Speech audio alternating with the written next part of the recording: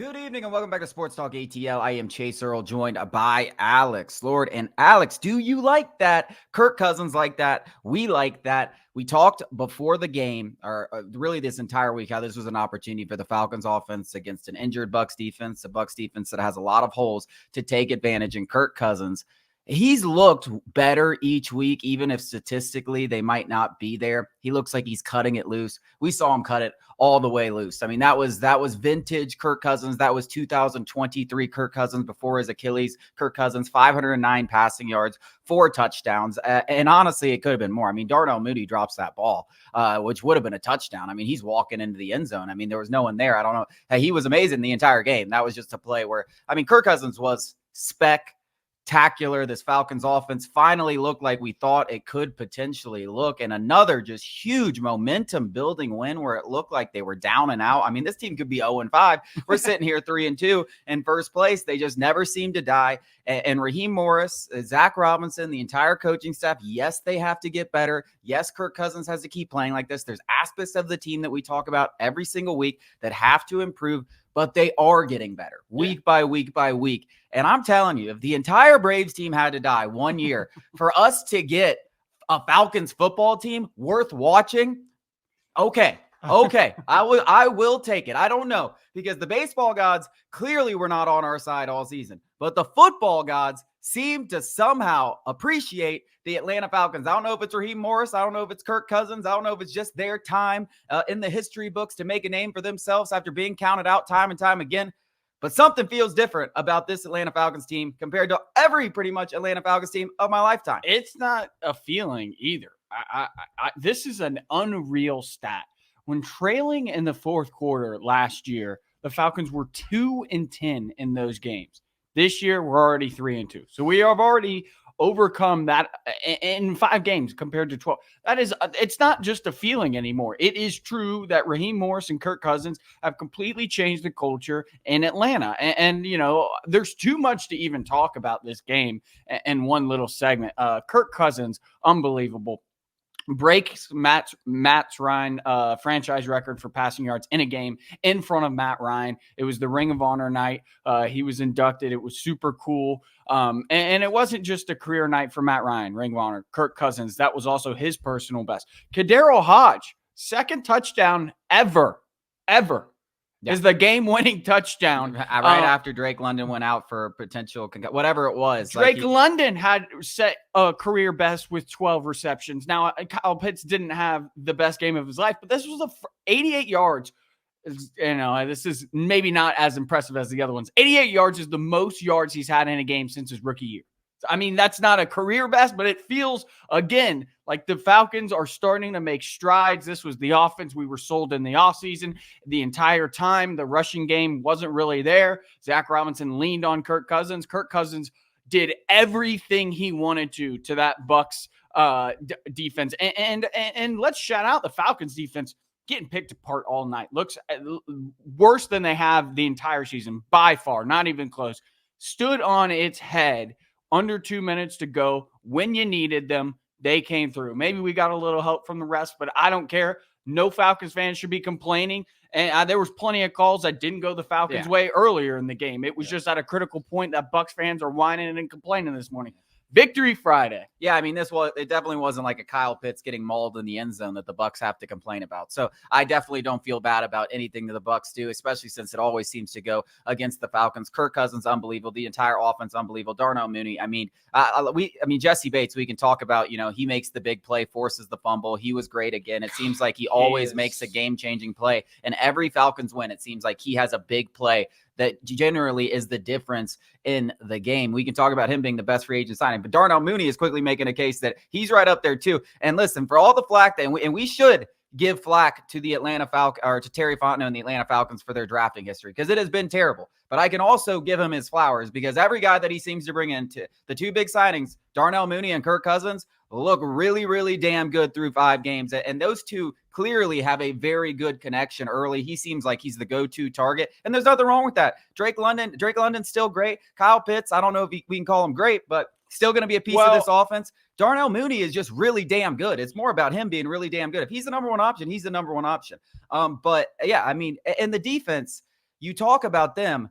This was a team, a defense that gave up 3 touchdown drives and a field goal and 4 drives in the first half, right? And they stood on their head at the end, but they only gave up 6 points in the second half. There were adjustments made, and that's a really, really good. I mean, Baker Mayfield is playing unbelievable football. Really Mike good. Evans is a superstar. That's a really, really good Tampa Bay Buccaneers offense. We talked about this being the best offense they've faced to this season, and we talked about the defense having some holes. We saw that, but we saw them adjust in the second half and make big plays in the second half and really help win that football game. Same thing with Younghoe Koo. He misses a field goal, gets one block, comes back when we need him, ties it up with a 52-yarder. The resilience of this team compared to other Falcons teams under Dan Quinn and Arthur Smith, it's different. It's different. And you can point to Raheem Morris. I think you can say, hey, there's something this coaching staff has instilled in these guys very, very early on, which is impressive how soon it is, that they're able to just go out there and play football in the biggest moments without the pressure getting to them. Yeah, specifically Kyle Pitts wanted to address that. He had the best game of the season, and by, like I said earlier in this segment, most yards he's had in a game since his rookie year, which seems almost unbelievable. It's only 88 yards. With that being said, it finally seemed like the Falcons were like, maybe we'll stop asking 6'7" Kyle Pitts to stop running 5-yard slants and 5-yard out routes. Get him up the seam, let him start stretching out those legs, and good things started to happen. We started throwing the football down the field to Kyle Pitts, and good things happened. Who would have thought? So that was a great development. I think one thing another individual performance I wanted to, point out, and this is a double-edged sword here. The Falcons are either really stupid for not playing Ruke for 4 games. I was going to say the same thing. He came in and immediately started making plays in the run game. And it wasn't in the pass rush, but that doesn't matter. We have been getting gashed in the run game. He comes in and immediately starts making plays. So either 1, the Falcons are dumb for not playing him for 4 games, or 2, he is actually really bad and the Falcons are still dumb for drafting him in the second round. I'm going with the former. I think he's pretty good. Yeah, I think he's pretty good, and there's no reason he shouldn't have been active in every single game this season, and I think he's going to be active moving forward every single game this season, because you're right. All of a sudden, the Bucs were having success running the ball. The guy comes in, and the Bucs can't run the ball anymore. Oh, wow. And this has been a problem for 3 weeks, and I think once you get Anderson and Landman back, you're going to have a lot more success in stopping that run. But I think the most exciting thing you can say and look about these Falcons teams is they're winning these games, and there's still so much room for improvement. There's so many things you look at. Definitely. The defensive line's going to get better as they get throughout the year. The linebackers are going to get healthier. Ruke's going to start making bigger plays. I think they're going to figure out eventually. I'm not going to say they're going to make a bunch of sacks, but they're going to figure out eventually how to start getting better pressure. It still wasn't great last night. But I mean, listen, they got to figure it out. But the thing is, there's so much room for improvement. I'm not saying they're going to be great at it, but whether it's acquisitions at the trade deadline, whether it's simulated pressures that we've talked about, however way, by the end of the year, I think they're going to be better at it. Yeah, and hope. Yeah. But they can't get worse. Yeah, that's kind of what I'm saying, right? You literally can't get worse. We said this about the Braves all season, though. Yeah. So let's. That's the difference. I like my tune's chained with the Falcons. I'm expecting them to get better. I have faith in this coaching staff. The biggest thing helping the Falcons in that sense, I think, will be Caden Ellis on third downs going only as a pass rusher. He had a rough game yesterday, did a lot of bad things, but as a he literally might be our second best pass rusher, pure pass rusher. Might be our best. Yeah, it's not really out. So Troy Anderson and Nate Landman, like you mentioned, they come back. That'll free up Caden Ellis to do a little bit more of that. I think all in all, it was a great game. I think what I took away from this was the defense faltered. Younghoe Koo missed some field goals early. One of them didn't count. It was a penalty. I took away from this game that we have won each of these games, the Falcons 3 wins, in varying, last week it was special teams and defense. Against the Eagles, it was just really good defense and Kirk Cousins showing up at the end. This week, it was all Kirk Cousins' arm. All of it was Kirk Cousins' arm. Obviously, we had a couple of defensive stops. Younghoe Koo has to make that field goal to tie it. But, we're winning in multiple ways. And when you get to October, when you get to the playoffs and stuff, we're in October. When you get to the playoffs and stuff, that's how good teams advance, finding ways to win. Because every single game is going to be different. Every single opponent's going to be different.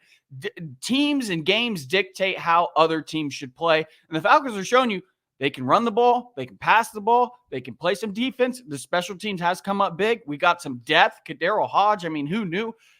Drake London gets hurt. I immediately start talking crap about Kadero Hodge with the guys I'm watching the game with, and then he goes off. I've always. Well, I was like, I didn't crap on him. I was like, all right, special teams ace, Kadero Hodge, let's go. And then he goes and does that. Kadero Hodge has always made plays. And listen, this is coming from a guy that has bet anytime touchdown scored Kadero Hodge way too many times because I'm like, dude, he's gonna get in the end zone. He's like 30-1. I'm telling you, Hodge is pretty good if he gets in the game. Well, yesterday was your day. Unfortunately, I did not bet it yesterday, so I missed my opportunity. Don't do it again. Yep. Unless Drake London in, because he does have some game and they got some depth. But yeah, I mean, these kind of wins. I mean, we talk about building momentum, and you could feel it. I mean, everybody feels it. If you're a fan of this team, if you're on the team, if you're not a fan of this team, if you're a fan of the Bucs or the Saints, you're like, ooh, that team they're starting to figure things out a little bit. And as I keep saying, the improvement for this team is a lot greater. The opportunity for improvement is a lot greater than a lot of teams to grow, because we have not seen a complete game from this team at all, even close. I mean, one facet of the team has faltered in every single game thus far. If we can somehow put it together over a stretch of games, people are going to start talking. Some people are talking about it, but if we really put together a good stretch, people are going to start talking about the Falcons as threats in the NFC, which is wide open. Yeah, wide open. I mean, this team gets a pass rusher. I mean, I know we keep saying this team gets this. They get Justin That is Simmons about out. the only, other than the crowd, which has become a constant. We can't get a home field advantage. I'm hoping that changes. I'm all the guys in the PSLs are just enjoying their cocktails in the Delta Lounge. I've been complaining about that, and I called it before the year. Even if the Falcons or this is going to be a problem, even if the Falcons are good. Well, the Falcons are now in third place. Yep. They have put a product on the field that people should want to go, and in 10 games, there's no reason that building should not be packed to a brim with people focused on the actual football game in the stadium. I mean, had a buddy, it's a good product. We had a buddy there, sitting in the 300s because that's all us regular folk can afford. And he goes, all the regular fans are in the 300s are here psyched. And he goes, the hundreds are empty. And the hundreds, meaning the PSLs that, guys, moguls in Atlanta who use it as like, we have friends in from New York, we'll go to the Falcons game. They're not actually Falcons fans. Yeah, I mean, it's been a problem. I said it was a problem when it happened. It's in 2017. It's been a consistent problem, and it was a problem in 2017 when the Falcons were coming off of a Super Bowl performance, and people keep just saying, "Oh, it's the product on the field." I get it; that had something to do with it. But the product on the field is not an excuse anymore. This is the best team in the NFC South, and these are primetime games too. And this is an exciting football team, yes. More than anything, other than just being contenders. They are fun to watch. Kirk Cousins slinging around for 500 yards. That is football at its best, and you don't see that. The Falcons are a fun team. Hopefully, Mercedes-Benz starts to look like it very soon.